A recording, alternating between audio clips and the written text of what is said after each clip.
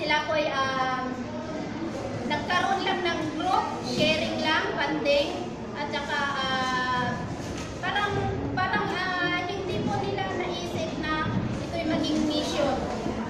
Eagle 7 nag-umpisa way back 2005, sorry po.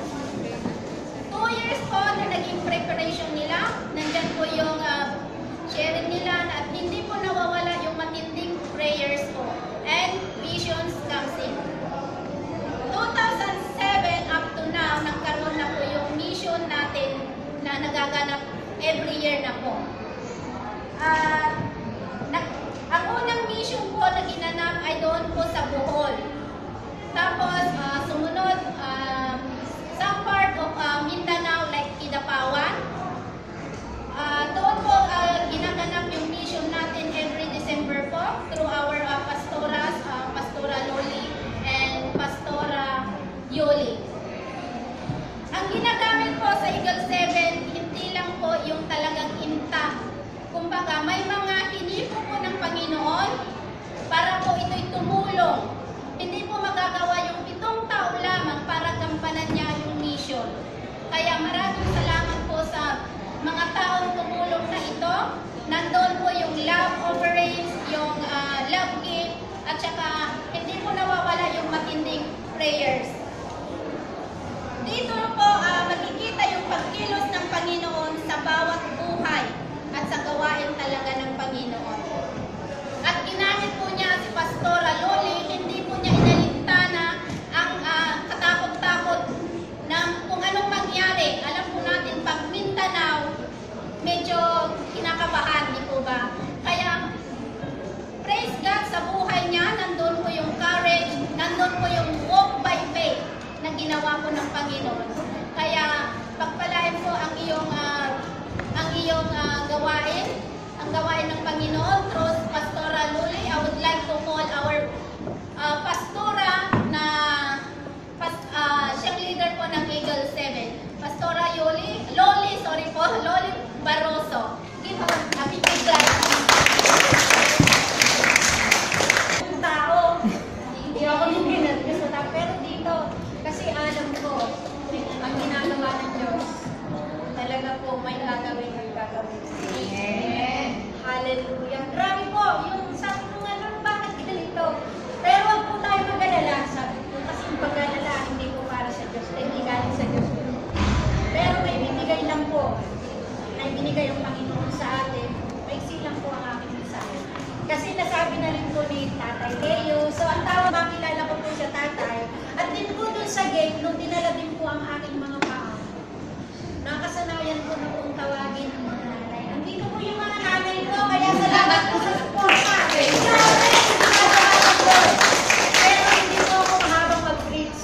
Kunting-kunti lang po, pero ito'y tatalak sa inyong puso. So, hallelujah! Grabe po yung pong ibinigay po ng Panginoon sa atin. The final call. So, sabi nga, siguro naman, wala naman yata Jonah dito, no? Nakakakuha po yung ibinigay ng Panginoon. Sabi ko nga, Lord, bakit the final call? Naku, umiiyak na ako. Sabi ko, bakit final call, Lord? Sabi niya, anak, marami akong ginawa. Pero hanggang paghakbang lang ang ginagawa nila. Pero pagdating doon sa labanan, sila'y bumabalik. Bakit? Kasi yung ibinigay ng Panginoon sa atin na dapat niyang malaman sa Romans 11:29. Samahan niyo po ako, nabuksan natin ang ating Biblia. Romans 11:29. Ito po ay napakaiksi lang, pero malaman na malaman siya. Sabay-sabay po natin basahin ang kanyang mensahe. Grabe, ang lakas ng presence ng Lord. Nakakapanginig ng laman. Ready na po ba kayo? For God's gift and His calling are irrevocable. Grabe po, ano? Kapag tayo po ay tinawag ng Diyos, kahit hindi pa tayo gumahambang, hindi na po yan magagawa.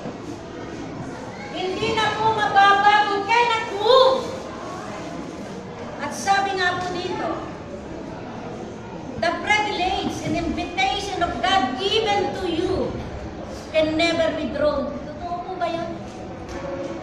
Nasa sinapupunan ka pa lang ng iyong ina. Alam na ng Diyos kung sino ka at magiging sino at sino ka. Agaya ko po. Sino po ang makakapagsabi na isang napakaano po lang ng aking ano sa buhay? Masustentuhan ko po yung aking 4 na anak. Yung pong namatay kong asawa, sabi ko nga, ako po ay isang balo na years ago. Pero kahit na po ako yung namatay ng aking asawa, yung aking mga anak, my calling. Kaya sabi ko nga po, Lord, hindi ako pwedeng tumanggi kung ano ang gusto mo. Sapagkat dito pa lang sa sinapupunan ng aking ina, ay tinawag mo na ako. Pero bago tayo lumalim, tayo po ay manalangin. Ama naming banal na makapangyarihan sa lahat, ikaw po yung nagbigay ng buhay sa amin. Ikaw ang nagbigay ng kalakasan sa amin. At ikaw ang nagpapadali ng lakas na ibinigay mo sa mga oras na ito. Panginoon, hayaan mo ang binigay mong mensahe sa amin. Ito'y tumarak sa aming puso. Ito'y maging kagaya ng isang isda. Nahihimayin ito at ang laman ay siyang aming kakainin. At ang tinig ay aming itatapon upang kami ay hindi lason o matinig. Salamat, Ama. At ibibigay namin sa iyo, Panginoon, ang mga oras na dadaan. Hayaan mo sa iyong lingkod ay dumaloy ang iyong salitang nais mo iparating sa amin. Salamat po. In Jesus' mighty name, Amen. Hallelujah. God's call is a personal call. Tama po ba? Kapag tinawag po tayo ng Diyos, may kasabay po yan. Ang kasunod po niyan, encounter with the Lord. Naniniwala po ako na kapag ika'y tinawag ng Diyos, personal, mai-encounter at makakasalubong at makakasama mo ang Diyos. Bakit? May prosesong nagagawin ng Diyos sa'yo. Hindi ka basta tinawag na, oh, dyan ka na lang. Hindi mangyayari yun, sapagkat ipoproseso ka, babasagin ka, at muli kang bubuuhin. At makikita niya doon na walang kalamat-lamat kapag ika'y binuo ng Diyos. Hallelujah. Kagaya po ni Paul. Alam natin na si Paul ay isang, sabi nga narinig ko pasaway, si Paul ay isang martyr. Si Paul ay #1 persecutor sa ating mga Kristiyano. Pinapatay niya. Tama. Pero nung ma-encounter niya ang Diyos, pinipersecute niya si Jesus. At doon ay binulag siya. Sa pagkakabulag niyang yun, God's call is a powerful. Ang pagkakatawag po ng Diyos sa iyo ay powerful. Bakit? It will start your transformation. Matatransform na doon. Very dramatic po yung transformation na nangyayari kay Paul. Diba? Napakatapang po niya. Sobrang tapang ni Paul. Sabi nga diyan, yung kanyang naranasan, hindi talaga niya ito ikinahiya. Talagang isinisigaw niya ang ginawa ng Diyos sa kanya. His life turns to upside down. At ganun din po yun sa akin. The final goal. The final goal. Kung nagawa ng Diyos kay Paul, hindi pa pwedeng gawin niya ngayon sa atin. pwede natin gawin yun. Kung tayo ay susunod sa kanyang panawagan.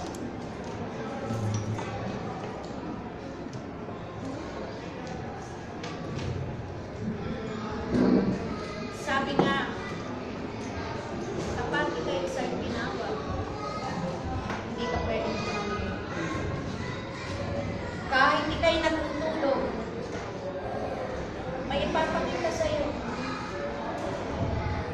Kung sa araw ay hindi mo natapos o nakita ng klaro ang gustong ipagawa ng Diyos sa iyo, abangan mo sa pagtulog sa panaginip mo ay ipakikita sa iyo ng Diyos ang masundo. Dahil bakit? God's call is a powerful. Wala kang pwedeng gawin. Wala kang pwede nasuutan. Sapagkat ikaw ay tinawag ng Diyos. Sabi nga minsan, oo, tinawag ako, may calling ako. Pero bakit marami na mga lingkod ng Diyos ang hindi naging successful sa lugar na gusto nila? Bakit? Sapagkat minsan tayo ay may sariling desisyon. Ayaw nating sumunod sa Diyos. Pero kapag tayo'y natuto na sumunod sa proseso, sa training ng Panginoon, makikita natin step by step ang Diyos na tumawag sa iyo. Sa Psalm 32 verse 8, ang sabi nga po doon, I will instruct you and teach you on the way you should go. I will counsel you and watch over you. Sino nagsalita nun? Di po ba ang Diyos? Sa proseso pa lang na gagawin sa iyo ng Diyos, ay makikita mo, I will instruct you.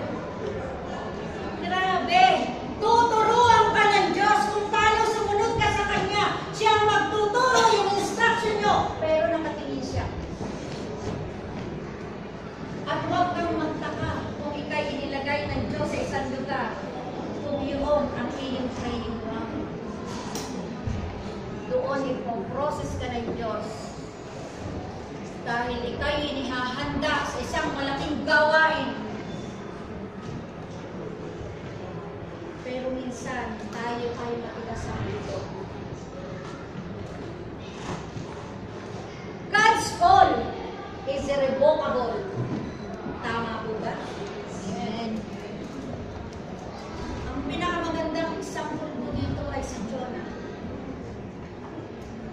Siya po ay talagang inutusan po siya ng Diyos na pumunta sa Nineveh. Kasi po doon, grabe ang kasamaan ng tao. Pero si Jonah po ayaw niyang sumunod, ayaw niyang maligtas yung lugar na yon. Bakit? Bakit ayaw niyang maligtas? Sobra ng kasamaan. So ang ginawa ni Jonah, bumili siya ng ticket. Papunta doon sa Tarsis. Grabe, no? Yung ticket, kasi wala pang reklamo nun siguro. Sumakay na lang siya doon sa barko. Doon sa pag-ano niya, na-encuentro, sabi, kitang-kita siya ng Diyos na hindi siya pumunta doon sa pinapupuntahan niya para i-preach at maligtas yung lugar na yon. Pumunta siya doon. Pero anong ginawa ng Panginoon? Nag-send ng malaking bagyo na malakas. So alam nung mga nakasakay doon na may tao na maging sanhi, bakit nagkaroon ng ano? So itinapon siya. At siya inilagay ng Diyos sa tiyan ng malaking isda. Nagkaroon po ng matinding process doon si Jonah. At doon ay nag-repent siya. Nakita niya kung ano, 3 araw, 3 gabi, sino nga ba nung mabubuhay doon? Kasi po sa Nineveh, isa po, di ba Tatay Tayo, isa sa kanilang Diyos-Diyosan doon ay isda. Kaya yung hari, nung makita na iniluwang, for the second time, inutos siya sa sumunod na siya. So doon po,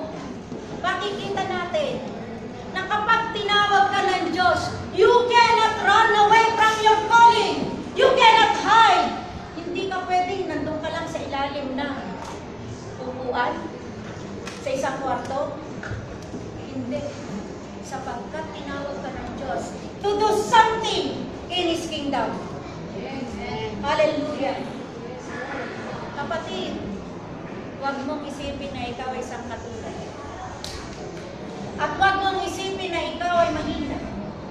At huwag mong isipin ikaw ay nanay. Huwag mong isipin wala kang kakayahan, resources. Problema na ng Diyos yan. Ang nais ng Diyos, once na ikaw ay humakbang, makita ng Diyos ang isang pango na humahakbang ka. Alam na ng Diyos na ikaw ay nagkumit na sa Kanya. Hallelujah. Ang hakbang pa lang na ito, na isang paa pa lang, makikita na ng Diyos na ikaw ay nakaredy na ang puso sa proseso na gagawin sa iyo. Ang proseso kapag tinawag ka ng Diyos ay hindi madali. Gagamitin mo ang tuhod mo. Mananalangin ka.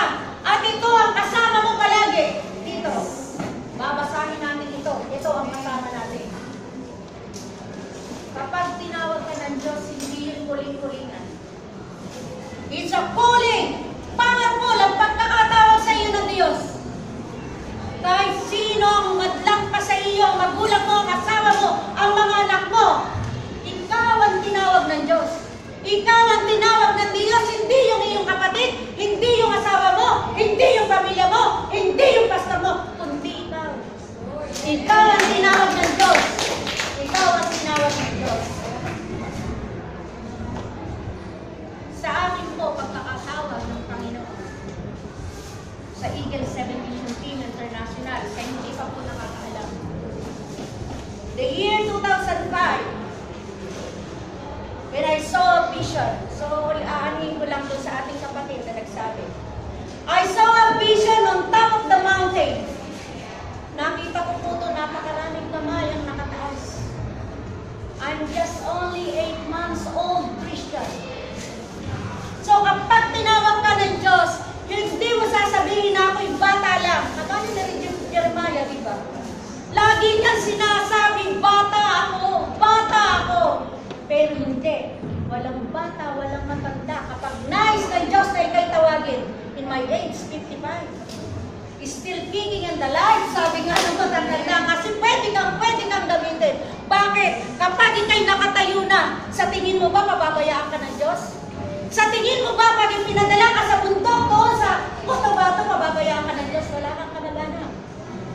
Pero doon pa lang alam ng Diyos, nakahanda lahat ang mga tao na tutulong sa iyo. Nakahanda ang protection mo. Nakahanda ang provision mo. Ang nais lang ng Diyos, ang paa mo na hahakbang ka sa Kanya sa pagsunod.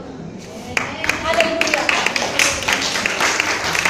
Minsan, pinangungunahan natin ang Diyos. Kapag may pinasusunod, kapag tayo ay pinasusunod ng Diyos sa Kanya, laging nandun yung, anong naalam mo yung law of repetition? Lagi na lang may makikita ka, may isang obey. Minsan may makakasalubong ka, nakalagay dun obey. Minsan nakita mo dun sa isang mga, pwede mga naka-aldiya, naka-obey. So that is the law of repetition. Ibig sabihin, talagang may panawagan ka. It's just only a confirmation that you have obeyed. At dun po sa Eagle 7 Mission Team, wala po akong training. Wala po akong kaalam-alam na ako'y magiging isang missionary. When I saw the vision, I said, Lord, hindi ko ito kaya. Ang pumunta lang po sa bibig ko, hindi ko kaya ang pinagagawa mo. Hindi ko ito kaya. Pero kung ako'y sasamahan mo at tuturuan mo ako, I am willing to obey. Yes. Hallelujah. I am willing to obey. Bakit? Kapag ang Diyos ang nag-training at tumawag sa iyo, kasunod na nun, ang matindi na gagawin ng Panginoon. Dahil ikaw, nasa sinapupunan pa lang, alam na ng Diyos ang magigising. Hallelujah. At noon po, 2005, nakita ko po ang vision. 120 days, nagkaroon po ng prayer kami, tinaniman po yan ang napakalalim na prayer. At kapag dumadating ang gabi, nagkaroon po kami ng prayer chain, hindi po pinuputol namin. Nandito po yung mga Eagle 7 ng original. Nandito po, salamat po sa pagdating nyo. At talaga pong yan, pag dumating na po yung alas 2 ng madaling araw, yung isang oras mo lalo't malamig, anong gagawin mo? Ang gagawin ko po sa parte ko na lang. Hindi na po sa iba. Pag dumating na sa akin alas 2 hanggang alas 3 at malamig po yan, ako po ay mag-praise and worship dun sa aking maliit na kwarto. O kaya maliligo po ako para mabuhay lang ang aking dugo. At doon po, na-encounter ko po kung paano talaga ang Diyos kumikilos. Nang ma-encounter ko ang Panginoon habang ako'y sumusunod sa vision niya, nakita ko po ng maliwanag kung ano ang nais ng Diyos. Dinugo po ako ng dinugo. Isang buwan po akong dinugo na halos po sa isang maghapon. 4 o 3. Tatlo pong, yung tatlong, anong yun, nauubos po yan sa lakas. Akala ko nga po nun mamamatay na ako. Pero sabi ng Panginoon, nililinis lamang kita. Nililinis lamang kita at binasag po ako ng Panginoon. Basag na basag. Pero nang buuin po ako ng Diyos, wala nang makikita sa iyo na laman. Walang lamat na makikita. Buo po. Pang makikita. Ako muna iinom at medyo mainit.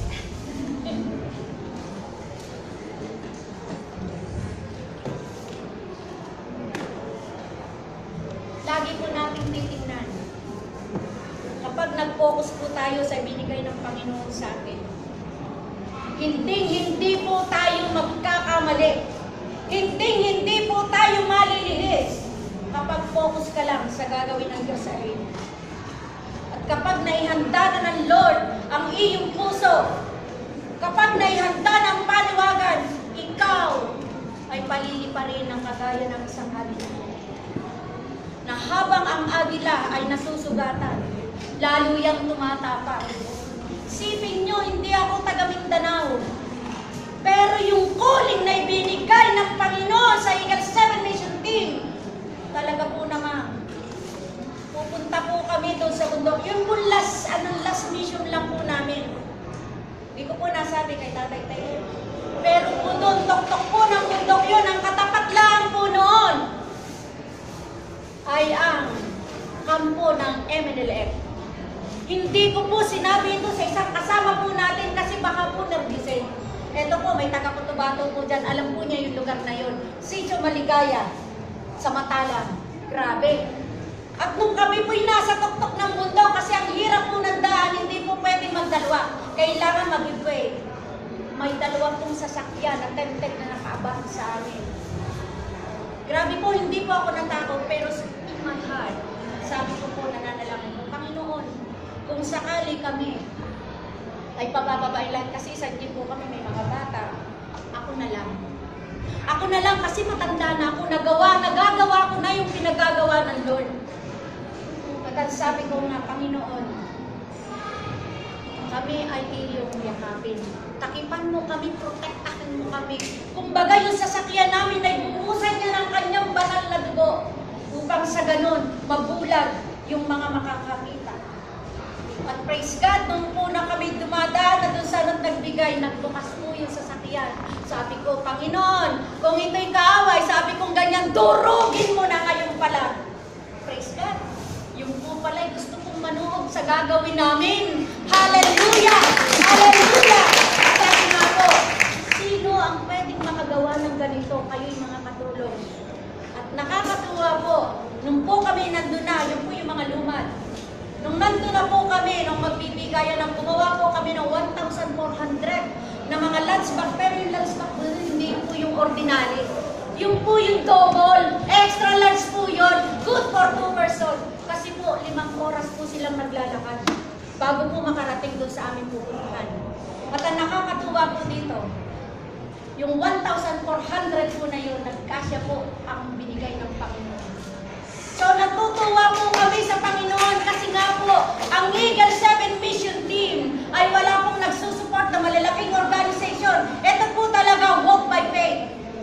po ay sa tulong din po niyo. Prayer po, pinakamatinding binibigay niyo po sa amin. Kasi po, pag nakita na po ng Panginoon yung tuhod mo, yung puso mo ay nakatuon sa Kanya, kasi po ang nais lang ng Panginoon sa iyo, sumunod ka, kasi siya ang gagawa kung ano ang gusto niya. Hindi yung gusto mo. Hallelujah. Hindi yung gusto mo. Hindi yung gusto mo. Kasi minsan po tayo, sariling lakas ang ginagamit. Kaya ko yan. Minsan po may isang kapatiran. Nasabi niya, kaya ko din mag-mission. Sabi ko, kapatid, kumusta ang mission mo?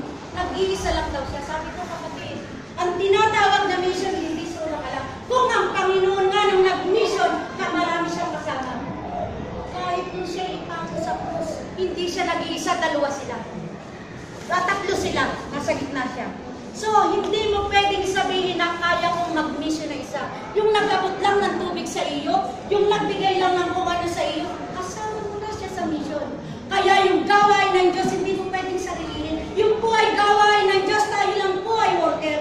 We are the follower at He is the leader. Hallelujah. Kaya po, sa atin po, God's call is a personal call. Alam ko po, ang bawat isa sa inyo ay nagkaroon ng encounter na sa Diyos. And God's call is a powerful. Magkakaroon kayo ng matinding transformation. And God's call is irrevocable. You cannot run away from your call. Mga kapatid, kailan mo huling narinig ang tinig ng Diyos? Kailan mo huling narinig ang tinig ng Diyos na ikay tinatawag na? The final call! Maaaring hindi na nyo marinig ngayon ang pagtawag ng Diyos sa inyo. Maaaring bukas, dumating na ang Panginoon. Pero sinasayang natin ang bagay na precious. Yung pong sagot. Pag narinig po ng Panginoon, yes, Lord! Grabe. Grabe. Doon po mo makikita ang sign and wonders na gagawin ng Panginoon sa iyo. Kapatid, kailan niyo huling narinig ang pagtawag ng Diyos? At kailan mo huling nakita na may ipagagawa ang Diyos sa inyo? Kailan? Kailan ka tiningnan ang mga ipagagawa ng Diyos sa iyo? Maaaring kayo'y nagsusulat. Nagsusulat kayo sa gustong ipagawa ng Diyos sa inyo, pero hanggang sulat lang. Inaalikabok na siya. Hindi nyo maaaring sa inyo mga nagre-record pa yan. Pero kumusta ng kapatid ang mga record nyo? Binasa ba nyo ulit? Kapatid, kailan huling bumuka ang ilong ng bibig? Upang magamit ka ng Diyos. Ibahagi ang pag-ibig niya. God's love. Sabi nga po ng ating pastor, yun po ang pinakamaganda, yung pag-ibig ng Diyos ay may padaloy. Kung paano naramdaman mo ang pag-ibig ng Diyos, bakit hindi mo ipadaloy? Andyan lang ang kapitbahay mo. Andyan lang ang kaibigan mo. Di ba namamalengke tayo araw-araw? Kapatid, di ba mainit? Kapatid, yung likod mo. Pawis, di ba? Pero yun, di mo alam yun. God's love yun. Bakit di ka naman kilala eh? Diba? Kapatid, eto ang ano mo, may dumi ka. Kapatid, halika dito. Sa pamamagitan lang nun, maiparamdam natin yung pag-ibig ng Diyos. Na natakman natin, na naranasan natin. Bakit hindi natin ipadaloy? Kahit pa siya, may isang marungis. Kapatid, maaaring makinuwi na ang lahat. Maaaring sa inyo, may humakbang na. Pero nung mga ipakita, bumalik ulit. Cha-cha, ang tawag ko. Di po ba sabi nga, cha-cha, papagkaganyan mo. Pero kapag ikay humakbang dire-diretso, alam ng Diyos na ikaw ay nagsabi ng, yes, Lord! Sumunod ako sa iyo. Kapatid, sa mga oras na ito, nais ng Diyos, mga panawagan sa iyo.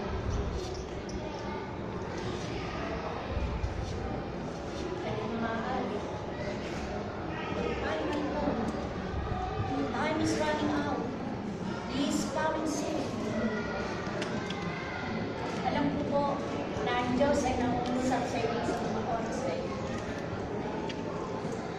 Nais ko po, nanyayahan po kayo dito sa harapan na gustong iguhit ang buhay.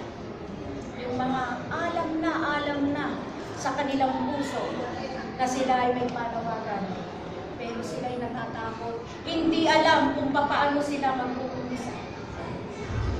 At kagaya nga po ng tatlong pinamahalaga na ibinigay ng Panginoon. God's call is a personal. God's call is a powerful.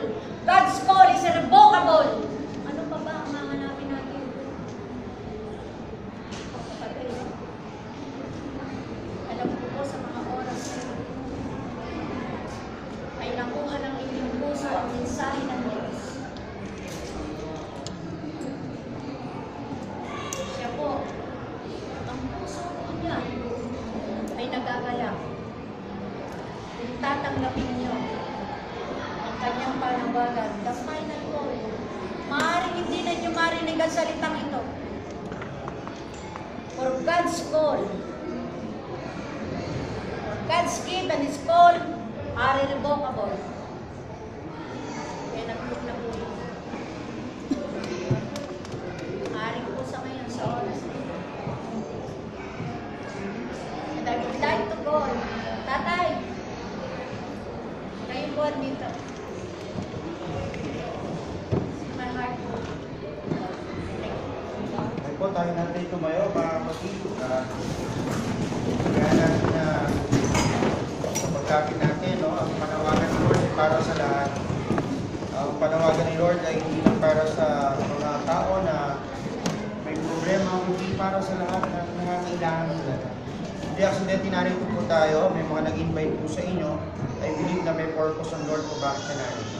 Pwede po ba na tayo sa madaling mo at mananalangin po tayo? Hallelujah. Kung ikaw ay narito na gusto mong tugunin ang panawagan ng Panginoon, ito po yung pagkakataon na tayo lumapit sa Kanya. Hindi reliyon, hindi tayo magkakaroon ng pagbabagong reliyon, kundi relasyon natin sa Lord ang mahalaga. Ang panawagan ng Panginoon ay dinaan niya sa pamamagitan ng Kanyang anak na si Jesus. Sabi po ng Biblia, for God so loved the world that He gave His only begotten Son, that whosoever believes in Him will not be perished but will have an everlasting life. Kapag tinanggap mo si Jesus, pumasok ka sa magandang panawagan sa iyo ng Panginoon. Si Jesus ang solusyon sa ating mga problema. Kung hindi mo pa tinatanggap ang Panginoon, pabayaan mo na ikaw po ay sumabay sa maikling panalangin ng pagtanggap. Hindi reliyon, hindi ang Eagle 7, hindi ang anumang pangalan ng reliyon ang tatanggapin mo, kundi ang pangalan ng bugtong na anak na si Jesus ang tatanggapin mo. Magkahiwa-hiwalay man tayo dito, pagkasama mo si Jesus, nasabi pa ng Biblia, if God is with you, who can be against you? If you will receive Him this afternoon, you will become overcomer, more than conqueror, you will become victor, you will rise above your circumstances. Pwede mo tanggapin ang Panginoon ngayong hapong ito, sabihin mo, sumabay ka sa magning panalangin mula sa puso mo, sabihin mo, Panginoong Jesus, ngayong hapong ito, tinatanggap ko ang panawagan mo sa buhay ko. Tinatakwil ko ang gawa kong kasalanan, ang gawa kong mali. Jesus, patawarin mo ako. At tinatanggap na kita, Panginoon, sa aking buhay bilang aking Diyos at tagapagligtas. Mula ngayon, ikaw na ang maghari sa buhay ko. Salamat, Jesus. Amen. Ako rin po mananalangin, Lord. Salamat po sa mga taong tumugon sa panawagan mo. Paniniwalaan ko ang sinabi ng salita. Saan man kami magpunta, ikaw ay sa amin dahil ikaw ay nasa aming mga puso ng Panginoon. At anuman ang sitwasyon na aming daanan sa buhay, Lord, sa iyo pa ng Bible, na kami po ay mananagumpay. We are more than conqueror, O Lord. Anuman ang pressure na nararanasan namin sa loob na aming pinagtatrabawan, anuman ang pressure na nararanasan namin sa aming mga mahal sa buhay, anumang pressure, Lord, financial pressure man yan, Lord, you are more powerful than any pressures of His Word. According to your Word, Lord God, greater is He that is in us than he that is in this world. God, we thank you so much, Lord. Pinagpapala ko ang bawat isa At kung ikaw may karamdaman, pwede ka ilagay mo ang iyong kanang kamay sa bahagi ng katawan mo na may karamdaman.